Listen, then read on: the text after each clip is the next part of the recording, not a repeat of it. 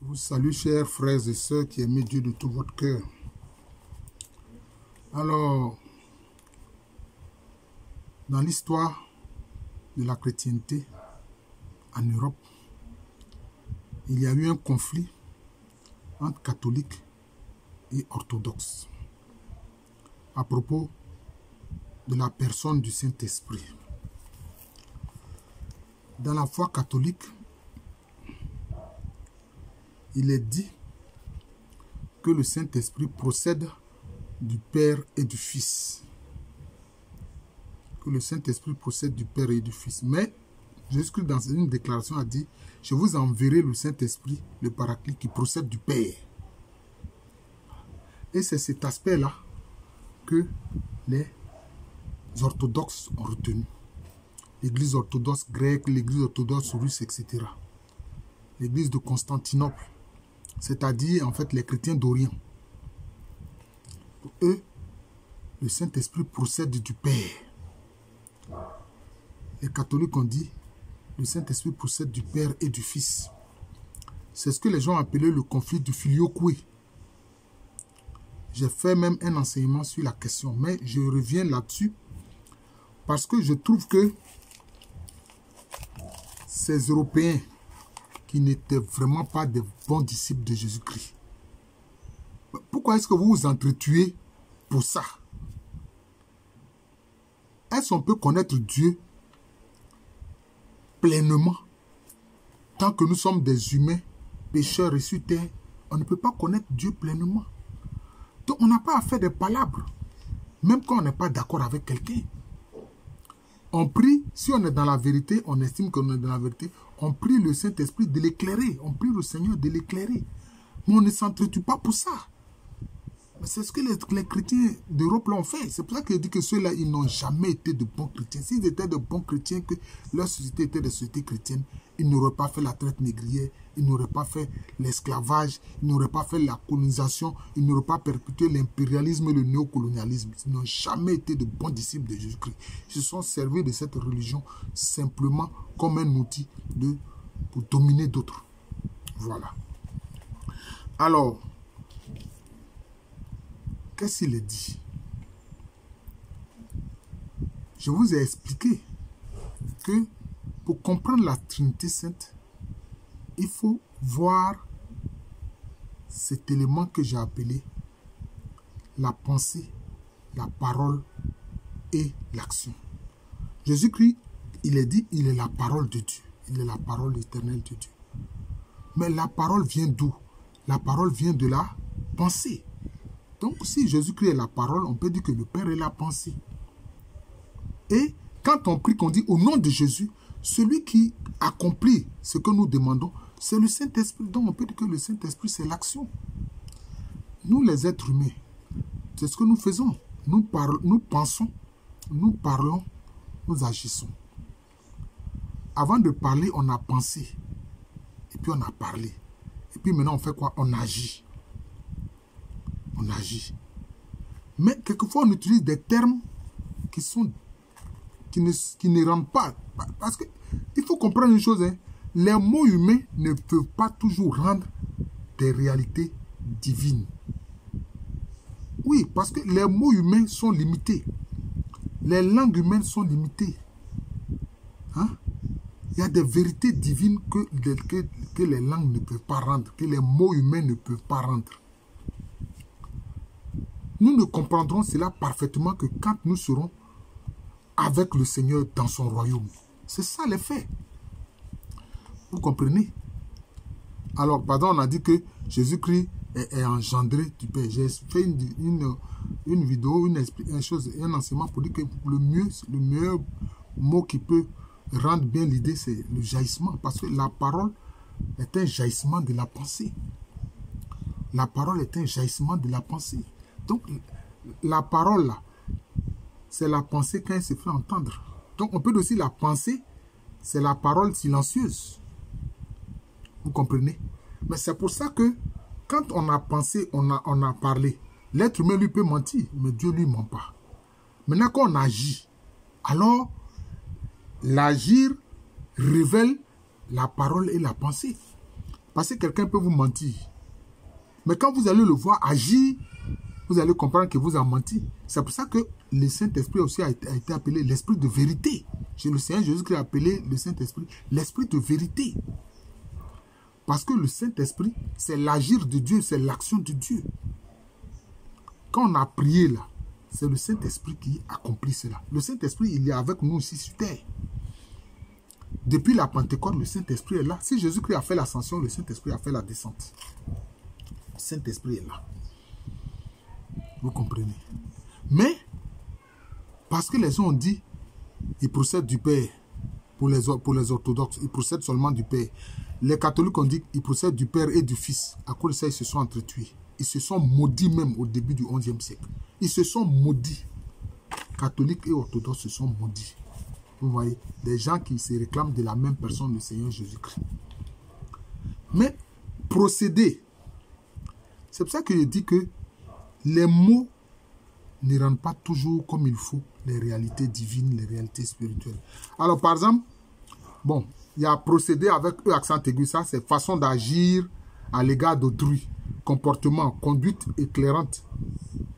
Non, conduite, échange de bons procédés. Hein? Rendu réciproquement. Vous voyez, c'est comme un échange. Mais procéder avec ER, c'est dit quoi? Quelle est la définition que le petit Robert donne? On dit tirer son origine, découler d'eux, dépendre d'eux, émaner d'eux. Lien par lequel le Saint-Esprit procède du Père et du Fils. Vous voyez, cette définition catholique, c'est ça qui est dans le petit Robert. Le petit Robert, c'est un dictionnaire de l'Europe occidentale, je veux dire du français, qui est une langue de l'Europe occidentale. Mais je vous ai dit qu'on peut dire que la parole, c'est le jaillissement de la pensée. Mais l'action, c'est quoi? C'est le jaillissement de la pensée et de la parole. Parce que on pense, on parle et puis on agit.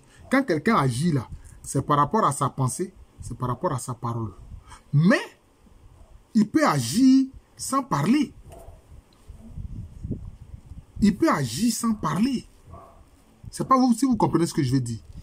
Il peut agir, quelqu'un peut agir sans parler, mais quand il a agi là, vous découvrez sa parole et vous découvrez sa pensée. Hein? Et on peut dire que dans la définition du petit Robert, le mot émaner est au moins plus acceptable que le mot précédé en fait. Le mot émaner. Mais c'est ça, émaner. Mais le Saint-Esprit est Dieu. Le Saint-Esprit est Dieu. Il est égal au Fils Jésus-Christ qui est Dieu.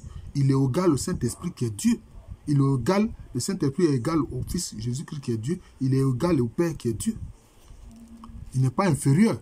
Et c'est pour ça que, à cause de ces questions de définition et de compréhension, on a vu les témoins de Jéhovah qui, en fait, dans les faits, ne sont pas des chrétiens, puisque eux, ils ne reconnaissent pas la divinité de Jésus-Christ et ils ne reconnaissent pas la divinité du Saint-Esprit. Ils prétendent que simplement le Saint-Esprit, c'est un instrument, enfin un moyen que le Père utilise pour agir. Vous voyez, comme un instrument simplement qu'on utilise pour agir. Non. Vous voyez. Mais moi, ce que moi je dirais, pour qu'on comprenne que la Sainte Trinité, chacune est une personne. C'est ce qu'on appelle les hypostases. Chacune est une personne. Voilà. Le Père est une personne. Le Père Céleste est une personne. Jésus-Christ est une personne qui, parole éternelle, mais qui s'est incarnée, qui a pris un corps humain. Donc là, à ce niveau-là, on voit Dieu qui a un corps humain. Puis maintenant, le Saint-Esprit aussi est une personne. Vous comprenez? Mais, moi je dirais que le Saint-Esprit, c'est un jaillissement de la pensée et de la parole de Dieu. Le Saint-Esprit, c'est un jaillissement de la pensée et de la parole de Dieu. Le Saint-Esprit, c'est Dieu qui est en action. Le Saint-Esprit, c'est Dieu qui est en action. Mais, le Saint-Esprit parle. Il a dit quoi? Mettez-moi à part Paul et Silas, je crois que c'est Silas, hein, pour l'œuvre à laquelle je les ai appelés. Hein? Dans le livre des Actes des Apôtres, c'est ce que le Saint-Esprit dit. Mettez-moi à part Paul, je crois que je ne me trompe pas. Ce n'est pas Bernabé, mais c'est bien Silas. Mettez-moi à part Paul et Silas pour l'œuvre à laquelle je les ai appelés. Et qu'est-ce qu'on dit? Hein? Il a dit que Paul voulait aller dans une ville de Grèce. Je ne sais pas si c'est à Athènes ou bien une ville. Mais l'Esprit de Jésus l'en a empêché. Mais l'Esprit de Jésus là, c'est qui? C'est le Saint-Esprit. L'Esprit de Jésus, c'est le Saint-Esprit. Mais l'Esprit de quelqu'un, ce n'est pas lui, c'est lui.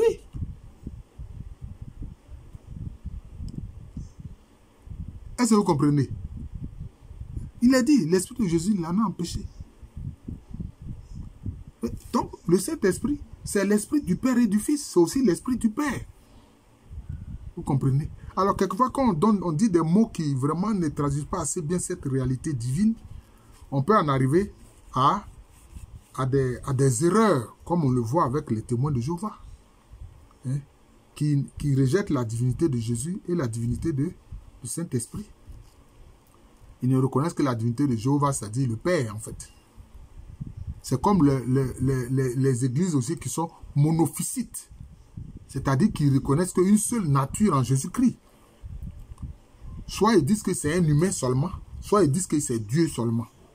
Mais alors que Jésus-Christ a une double nature, il est à la fois homme et Dieu. Donc, quelquefois, les mots créent problème. Et souvent, les mots, je suis désolé de le dire, mais quelquefois, dans les langues indo-européennes, les mots ne rendent pas les choses comme il faut. Hein? Moi, je dirais que le Saint-Esprit, c'est un jaillissement du Père et du Fils. Mais aussi, c'est un jaillissement du Père. On peut dire que c'est un jaillissement du Père. C'est comme une source. C'est comme une source d'eau. Vous comprenez? Quand la source part de sa source, pour ne pas faire du pléonasme ou de la tautologie, quand la source part de sa source, elle descend pour aller vers l'aval, elle devient quoi? Elle devient un torrent puissant, elle devient un fleuve. Voilà. C'est pour ça que Jésus a dit quoi? Ceux qui croiront en lui, des sources d'eau vive jailliront de leur sein et deviendront puissants comme un fleuve qui coule vers la vie éternelle. Vous comprenez? Donc moi j'aurais dit, le Saint-Esprit, il est jaillissement du Père et aussi il est jaillissement du Père et du Fils. L'idée de source en amont et en aval permet de comprendre la Sainte Trinité, Père, Fils et Saint-Esprit. La source qui coule jusqu'à qui devient un peu puissant en aval. Mais ce fleuve-là, il part de la source, c'est toujours le même fleuve. Ça ne change pas. Bon, il faut dire qu'en français, quand il parle de fleuve, c'est quand le cours d'eau se jette dans l'océan.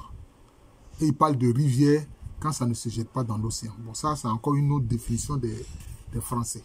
Voilà, donc c'est ce que je dirais pour faire comprendre un peu ces réalités spirituelles qui ne sont pas toujours aisées à comprendre. Voilà. Puisque ces choses-là, le peuple chrétien, les catholiques, chaque fois, ils disent le credo. Que ce soit, comment on appelle ça, celui de Nicée-Constantinople ou bien celui des apôtres. Vous voyez?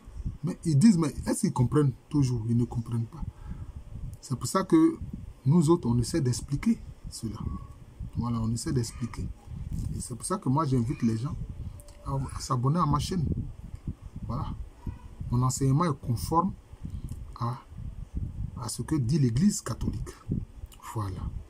Mais je pense que sur la question, on ne devait pas rejeter ce que les chrétiens orthodoxes ont dit. Parce que dans le texte, le Père Jésus-Christ a dit, je vous enverrai, je demanderai au Père de vous envoyer l'Esprit qui procède de lui. C'est-à-dire l'Esprit qui procède du Père. Jésus-Christ a dit ça. Donc, pourquoi ils ont rejeté? Parce qu'eux, ils voulaient dominer. Voilà, la papauté voulait dominer toute la chrétienté. Voilà, donc c'est un peu ça.